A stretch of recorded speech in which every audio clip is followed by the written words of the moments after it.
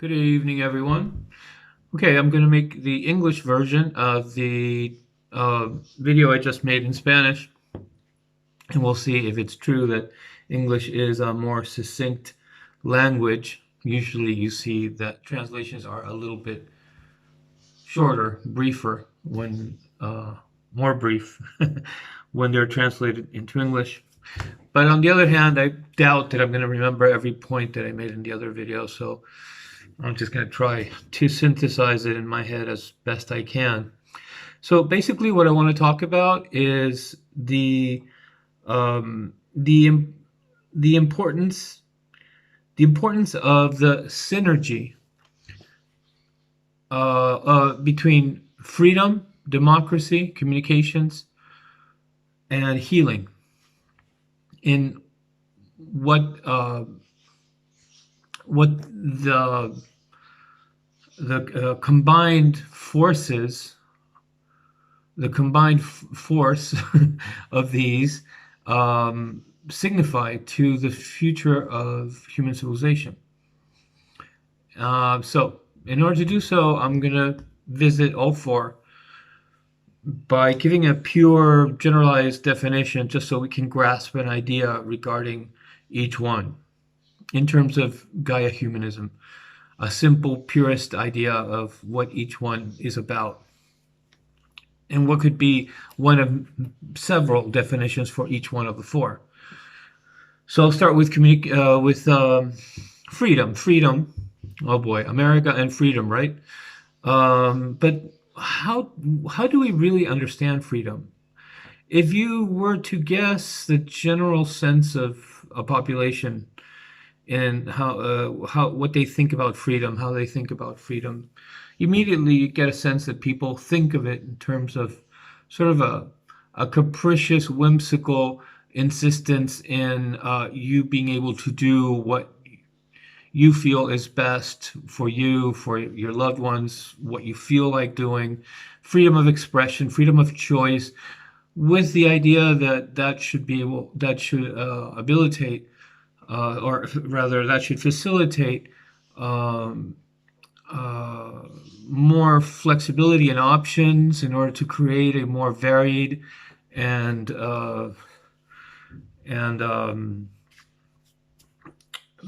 overall a more intelligent world, you would think, because when people are free to invent out of their own creativity, they will come up with things that are not prescribed by a fixed sort of narrow-minded society, right? So we see freedom with this in this sense, a field of possibilities. What we don't often think about in terms when we think of freedom is evolution's ability to regenerate and heal its own organisms. All organisms, as we know in the world, animals and plants, as part of life, are able to heal themselves. In human sciences, we often consider organic aspects of nourishment, eating, as necessary, intrinsic, inseparable parts, and parallel in sort of coexisting with the life form. Things such as nourishment or growth, functionalities, systems of the organism, respiratory, circulatory, speech, communication, ability to speak and talk, make sounds, sing, in case of birds. I don't know if you can hear them, but anyways. But when it comes to healing, and so in our civilization, we tend to, we have more or less incorporated in a comparable scale these other aspects of living organisms. When it comes to healing, we're not quite philosophically as generous with healing. We have the sense that we have invented the sciences of healing the human body And we know that the body has ways of healing itself, but we never really have protagonized the manners of healing that living organisms have as what we need to emulate, what we need to learn from. In other sciences, for example, in the food industry, we're starting to see that sciences of self-sustainability and organic eating and so forth are drive us to the center of our evolutionary design and health, which is natural. um, with healing, we're kind of thinking in terms of what chemical can we invent in order to affect for externally the body. We don't base our sciences on how the body goes about healing itself. There are schools of thought in medicine and science that are that attempt to do that, but it's not really our base of logic when it comes to health. And why does freedom affect us? Because if you go outside into other aspects of living organisms, for example,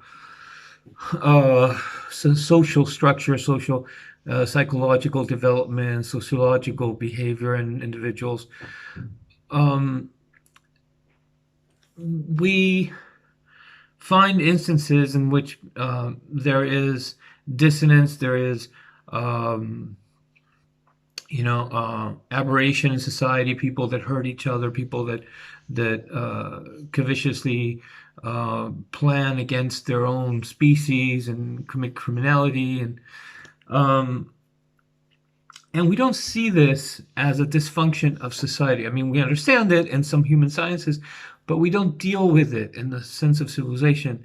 What we do is we basically incarcerate people, or we punish them, thinking that if we hit them hard enough, they're going to stop doing it. Or we try to get them out of sight and put them in a dungeon.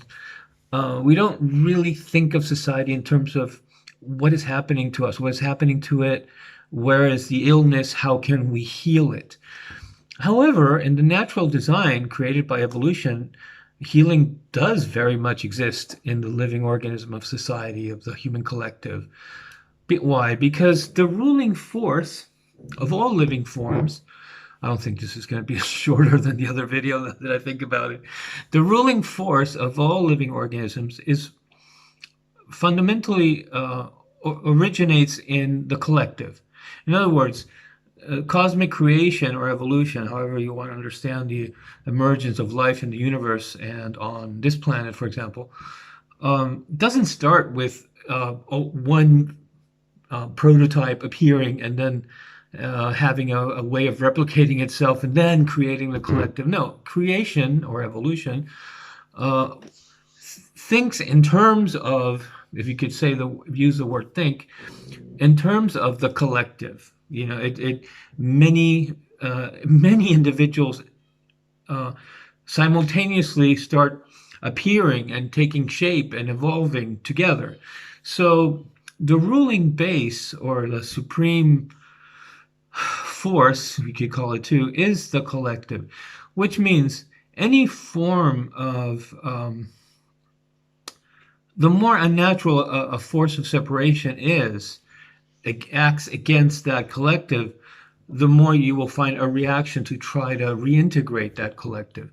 There are forces within the collective which push and pull and are responsible for leading to a subspecies evolving in a language and people going to different valleys and populating different parts of the world and not needing to always be together. But they are sub-forces that work within the greater force of the collective. This is a principle that it would behoove humanity to count on, to know, as it would have a better understanding of the natural design of human society, in that when somebody is disliked, for example, by the people, or notices themselves harming others and being a pariah or what have you, there are afflicting forces that start affecting that. If you feel that society doesn't accept you, doesn't include you, separates you, then you long to rejoin the collective, to be part equal with everybody else. If you're one who harms and acts, there is also a form of internal disease that keeps undermining you and breaking you down because you are harming the collective. That means that the collective unifying force is above everything, and anything that unnaturally, uh, not under its supervision, sort of say, attempts to separate or segregate or attack it, will not sit right, will not be stable, will attempt to look towards reintegration. Um, in the human mind and psychology, there is such a thing. I don't know if this term exists or not, but natural redemption does exist when you feel bad because you harmed somebody you love, and you feel bad, and then you go back and you say I'm sorry, and you try to be you're extra nice to that person to try to rejoin the collective, to try to reestablish that bond again. Those are natural mechanisms that occur in the brain, and they have to do with trying to keep society together. In tribal times, to put it that way, when we were smaller units of society and groups and tribes and so forth, it was easier for people to be more in touch with their intuitive sense that a person isn't born defected, evil, like should be just chucked out and put in prison or something. We understood that something, at least intuitively, something happened. They lived a certain way. They learned the wrong things. They didn't receive enough love, or however you want to put it. And so the council of elders would sort of contain that person and pass a kind of judgment that, though there was punishment and so forth, it was closer to what ultimately describes how redemptive forces occur. Redemptive forces occur because when you're caught, you stole something from somebody in the village, let's say. Um, it'd be easy to understand, like, for example, when a child is apprehended by his parents, um, you have a sense that they caught you and now it's out in the open that you did something bad. You knew it, but you were getting away with it, but now everybody knows it. And still, you're not cast out. You're not entirely um, stripped of love or containment. You're kind of understood, and that's what the elders did in tribal times. These were clan leaders that saw the perpetrator maybe grow up as a child and kind of knew what happened, why it was always a problem kid or what have you. And so the human mind, when it perceives that it's not being there's something that the human mind can't accept, which is being told you are not part of us. You are not part of your species. You're not part of the collective. There's just no digestion for that in the way evolution is designed. It's because it's the supreme force, the integrity of the collective. And so when there is, that's why you get when a criminal is judged in court, and they feel they resent the judge and the lawyers and everybody because they feel that they're not being understood why they did that. That is not actually unnatural. That is possibly the most natural thing that happens, less influenced by other ideas or education. It's actually what the elders in tribal times unwittingly knew how to do. They made the person feel like they were understood, and that creates a contained space where the mind can turn around and grow and see what they did. And at that very moment, there is an increase in the amount of love, because where before, when they were committing the criminal acts, let's say their level of love was over here, down here. At that moment, even though they're being judged by the elders of the tribe, the force, the magnitude of the containment is such that suddenly they feel more love coming from the outside than they did when they were acting criminally. And so, even though they're not exactly being excused, they're not being justified. The fact that all of a sudden they noticed that there were a lot of people concerned and dedicated to to his life, allows for a space in the mind to look at itself and realize the lack of appreciation, the lack of um, understanding of something that a self love that wasn't there, or what have you. And so the mechanisms of redemption start working. And then, of course, the elders in that tribal setting kind of give a venue for the person to redeem themselves, which is a natural mechanism as well. Natural redemption, redeeming themselves, means you kind of on your own want to go and do right by that person you stole from, or the family whose family member you killed, or what, I don't know what the problem was. But today, civilization has become too large and too impersonal, too disconnected from the simple science of natural human sciences and humanism. We just don't know how to take care of ourselves as a living organism, and so we resort to simpler solutions that just gets the job done in the thousands, and we throw people away. We box them in concrete cages, and we're less uh, naturally and ecologically intelligent or wise for that. And so, freedom, in other words, freedom allows for, in the context of lack of judgment, freedom means not being judged and condemned. That's ultimately, that's the greatest freedom, is when not, see, that's a problem today, is that people believe, oh, freedom shouldn't be that you're free to hurt others. That's the first rationale that comes out of a defensive, um, cynical society. What we need to understand is that freedom allows for distance and space to contemplate and grow within that space. So let's say, for example, if I don't know, if you injure your arm, how can I say this?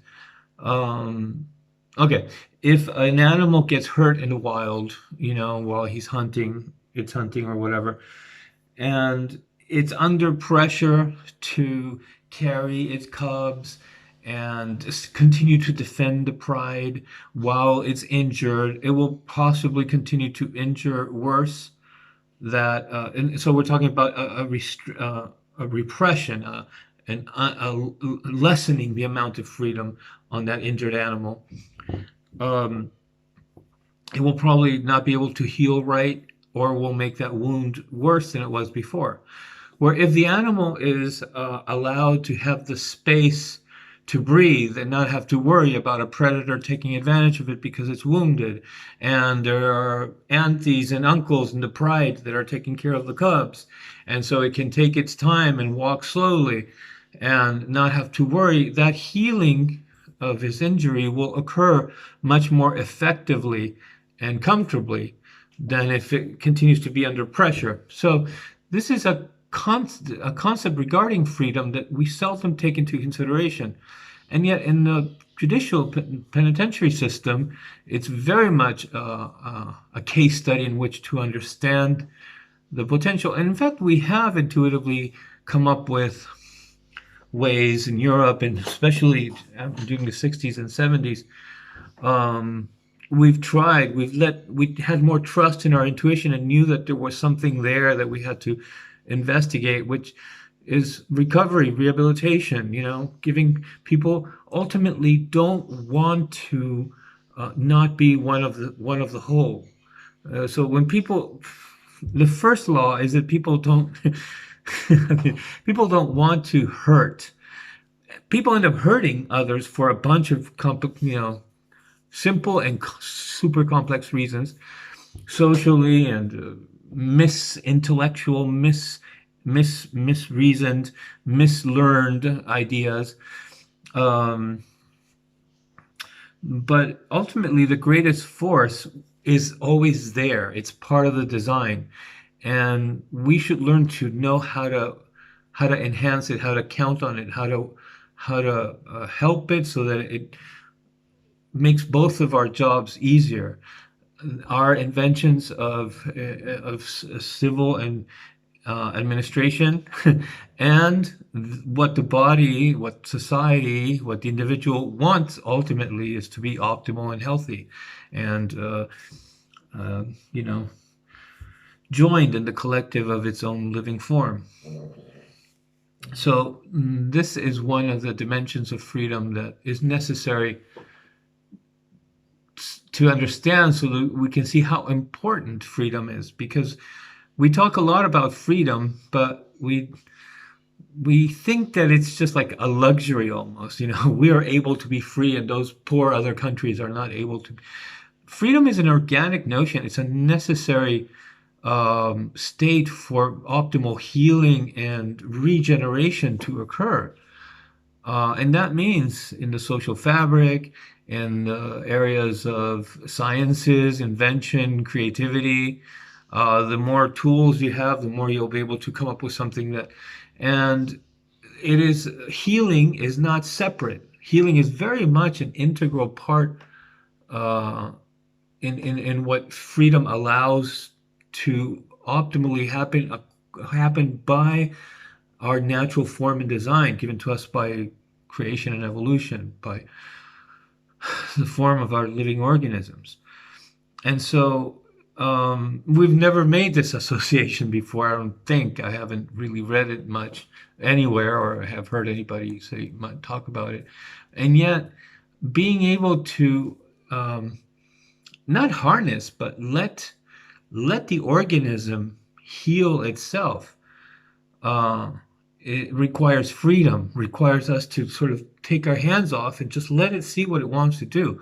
And whether we're talking about an individual's life, their psychological problems and development, and their problems against society, what have you, or society itself, at the sociological level, at the social, cultural, psychological level, we have to sometimes see, wait, let them speak, let everybody speak to see where it all wants to go.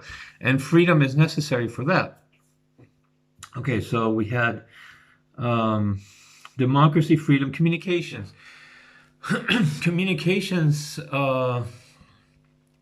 speech is basically the vehicle through which everything that we see the world has become physically, conceptually, intellectually, every bridge that has been built, every building that needed mathematics to be understood, every way of ordering society, everything had to pass through talking to each other and teaching each other how to do and how to understand